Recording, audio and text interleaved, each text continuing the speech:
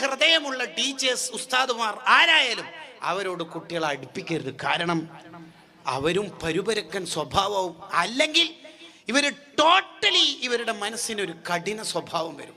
Adolf Hitler എന്ന് പറയുന്ന ആള് ജൂതന്മാരെ, 10,000-കണക്കിന് ജൂതന്മാരെ കൊന്നാളാണ്.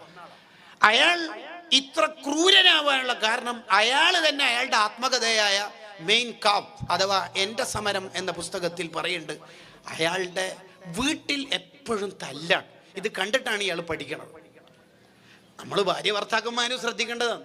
അതുകൊണ്ടാണ് ഈ മക്കളെ മുമ്പെന്ന് ഒരിക്കലും ഭർത്താവ് ഭാര്യനെ ഉപദേശിക്കരുത്. കുറച്ച് പഠിച്ചാൽ കിട്ടുന്ന ഒരു പ്രശ്നമാണത്. മക്കളെ മുമ്പെന്ന് ഒരിക്കലും ഭാര്യനെ തിരുത്തി കൊടുക്കരുത്.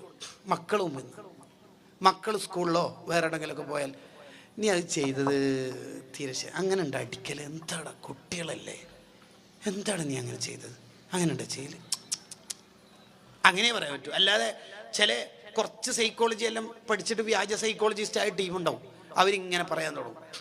അങ്ങനല്ല പിള്ളേരെ വളർത്തേണ്ടത്. പിള്ളേരെ ഇത് വെറും ആ വീട്ടിൽ ഇങ്ങനെ തന്നെ ഉണ്ടാവുള്ളൂ. അങ്ങനെ ഉണ്ടാവരുത്. ഇവിടെ എത്ര മണിക്കാണ് കുട്ടികൾ സ്കൂളിൽ പോവാ?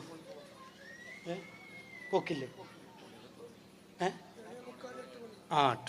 8 മണിക്ക്. അപ്പോൾ 8 മണിക്ക് പിള്ളേരെല്ലാം സ്കൂളിൽ പോയതിന് ശേഷം നിങ്ങൾ ഭാര്യയും ഭർത്താവും കൂടി റൂമിൻ്റെ ഉള്ളിൽ ഇരുന്നിട്ട് എന്താണ് കലമ്പാനുള്ളത്, ചൂടാവാനുള്ളത് അത് ചെയ്യാം. മക്കളെ മുമ്പെന്ന് ചെയ്യരുത്. അതെപ്പോൾ ശ്രദ്ധിക്കണം. ഇല്ലെങ്കിൽ അവർക്കൊരു പരുപരുക്കൻ സ്വഭാവം ഉണ്ടാകും.